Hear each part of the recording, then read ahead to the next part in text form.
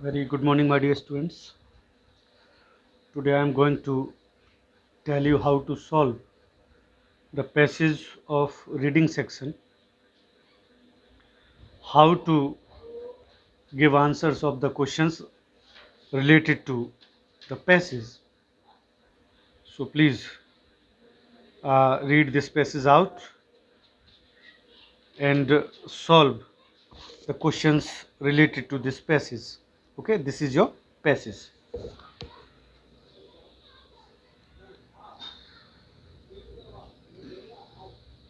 Red Cross. How hope evolved. On June 24, 1859, Emperors Napoleon III and French Joseph I engaged in the Battle of Solferino. 24 जुलाई जून 1859 को जो emperors थे Napoleon third और French Joseph first, वो जो Solferino का battle युद्ध हुआ था उसमें इन्वॉल्व थे, commanding a combined total of about 22,70,000 troops on to the field for a single day of battle. एक दिन के युद्ध के लिए ये दोनों एम्परर्स कमांड कर रहे थे करीब 2,70,000 ट्रूप्स को इस एक दिन के युद्ध के लिए। नियरली 40,000 वर इधर डेड, उस युद्ध में करीब 40,000 तो मारे गए, इंजर्ड हुए और मिसिंग गायब हो गए। Many of whom were simply left to die on the battlefield, और उनमें से कई मरने के लिए उसी युद्ध में मैदान में रह गए। ये जो वॉर की जो नरसंहार होता है, जो वॉर में कैजुअल्टीज़ होती हैं, ठीक है, वो इस पैसेज में दिखाई गई। तो युद्ध में इस तरह से जो है प्रॉब्लम्स हुई, इस तरह से लोग मारे गए, इतने इंजर्ड हुए et cetera. Later spectators crowded the fields looking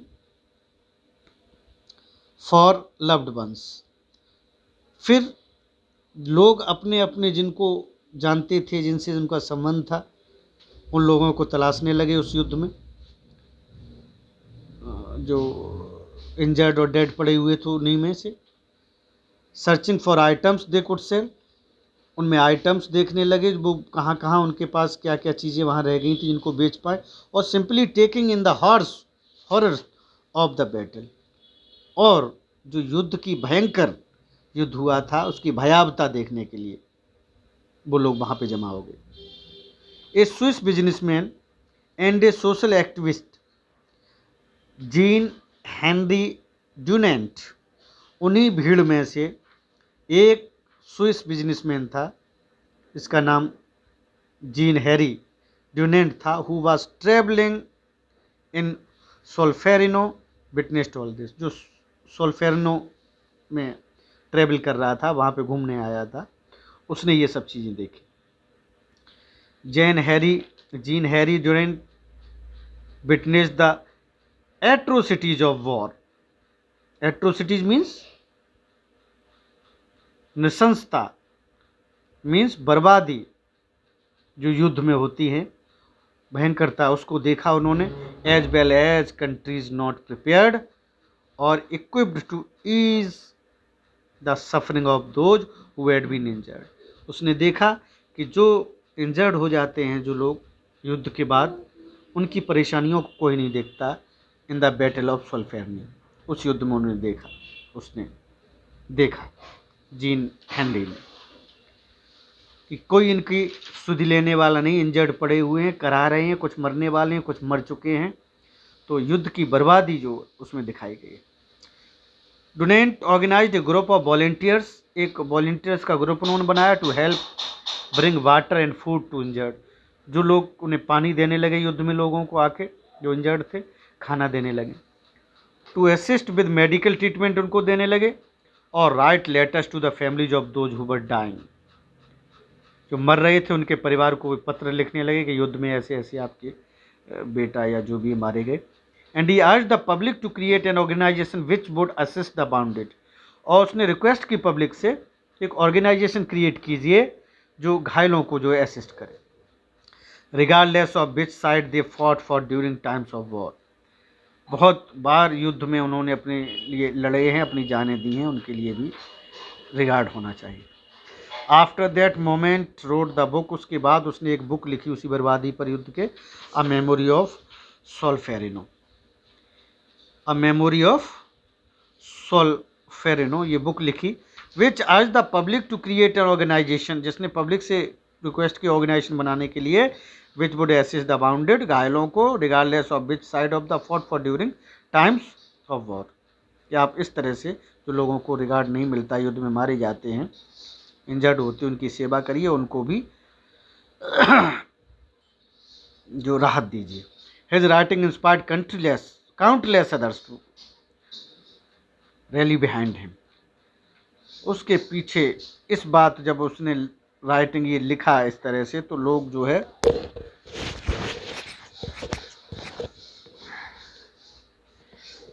इस बात के लिए बहुत लोग उसका फॉलो करने लगे।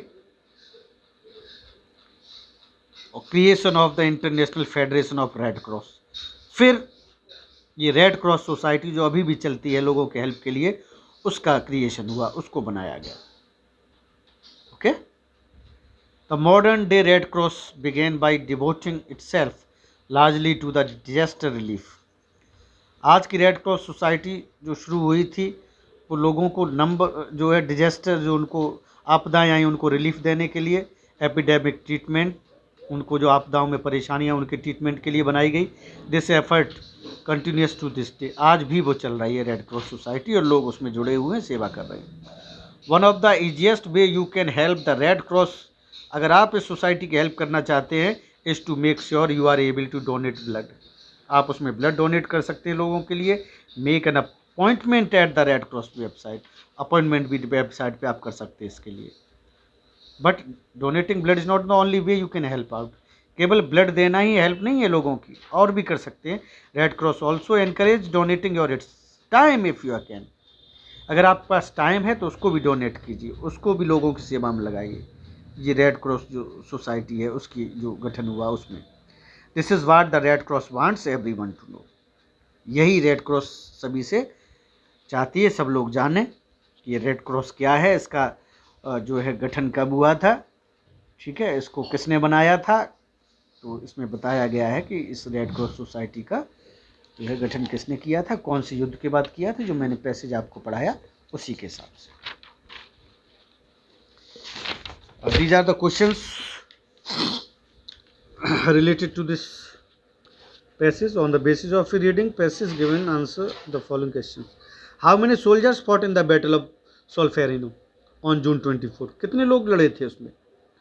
तो अभी अभी आपने पढ़ा है, करीब 2,70,000 पीपल दिया। फर्स्ट आपकी लाइन देखिए, जून 24 2,70,000। ये आप ऑप्शन आपका ये वाला इसमें सही होगा। What is correct order information given? Correct order क्या है? Donate organize a camp of volunteer, पहले कैंप ऑर्गेनाइज किया, एम्परर नेपोलियन और ये लड़े उस युद्ध में। Book a memory of Solferino लिखी गई, डोरेंट ट्रेवल्ड इन सेल्फेर्नियो। तो इसको आपको ऑर्डर में लगाना है, करेक्ट ऑर्डर इसको आपको दिखाना है। देखिए क्या होगा करेक्ट ऑर्डर, ध्यान दीजिए इस पर।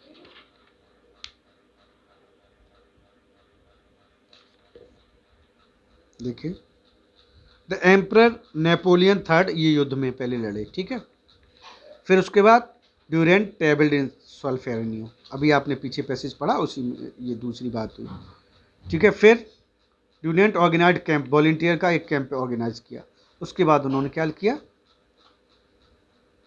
बुक लिखी, अ मेमोरी ऑफ सोल्फेरिनियो। तो this is the you know इसका वो होगा आपका 2/4 1/3, okay, this option.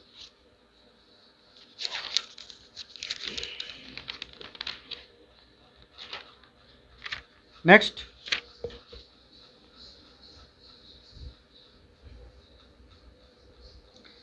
The writer of a memory of Solferino, किसने लिखी है बुक? एम्परर नेपोलियन ने, फ्रेंच ने लिखी। तो अभी आपने पढ़ के आए, Jean Henri Dunant. Okay, this is the answer. Modern day Red Cross does not deal with, modern जो रेड क्रॉस बनी हुई है वो क्या नहीं करती है? ब्लड डोनेशन होता है, उसमें डिजास्टर रिलीफ दिया जाता है, एपिडेमिक ट्रीटमेंट होता है, राइटिंग ए बुक। ये आपका ऑप्शन गलत है इसमें। Okay, writing a book. The most appropriate सब हेडिंग टू पैरा 2, सबसे अच्छी हेडिंग क्या हो सकती है इस पैरा 2 में? How international federation red cross evolved, functions of red cross, the contribution of Jean Henry Durant. ये इन्होंने ही बनाई थी ना, तो contributions of Jean Henry Durant, ये मेन इसकी हेडिंग होगी, sub heading para second. Okay, this is the answer. The aid provided by Durant volunteers during the battle, जो इलाज दिया गया युद्ध के दौरान, सोल्फेरिनो युद्ध के दौरान, जो वॉलंटियर्स की सेना उन्होंने कमेटी गठित की थी, क्या करती थी? To help bring water food लाती थी, ऐसे मेडिकल ट्रीटमेंट भी करती थी। यस, सही है दोनों चीज़। राइट बुक, किताब लिखती थी, गलत है। To give relief in epidemic, उसमें रिलीफ देती थी। यस, यानी कि 1 to 4 ये आपके आंसर्स होंगे, 1 and 2।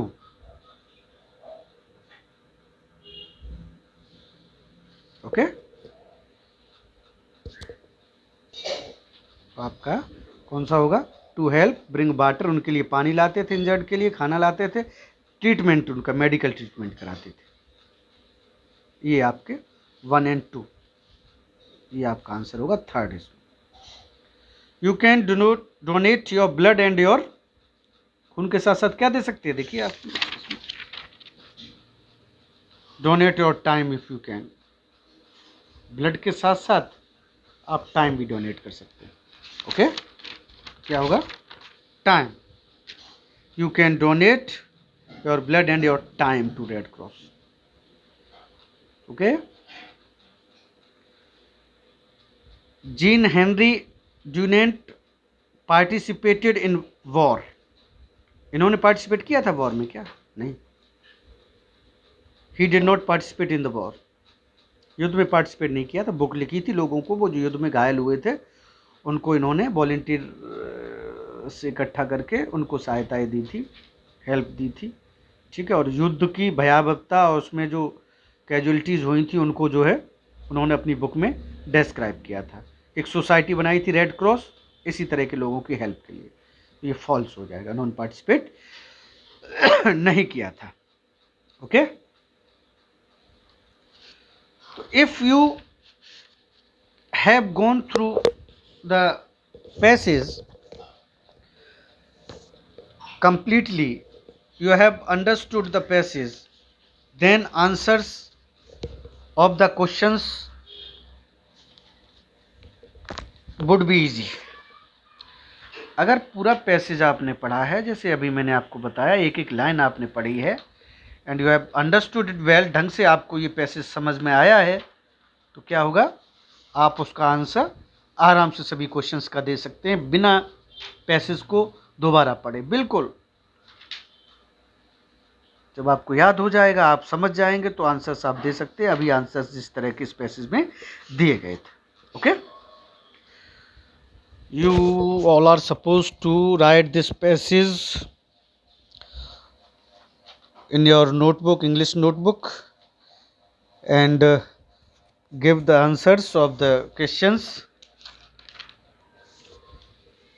Of these questions. ये मैं आपको दिखा रहा हूँ, ये क्वेश्चंस हैं आपके, आप स्क्रीनशॉट लेके इन क्वेश्चंस को लिख सकते हैं, उनके आंसर्स भी दे सकते हैं। ओके, इस तरह से। This is your home assignment.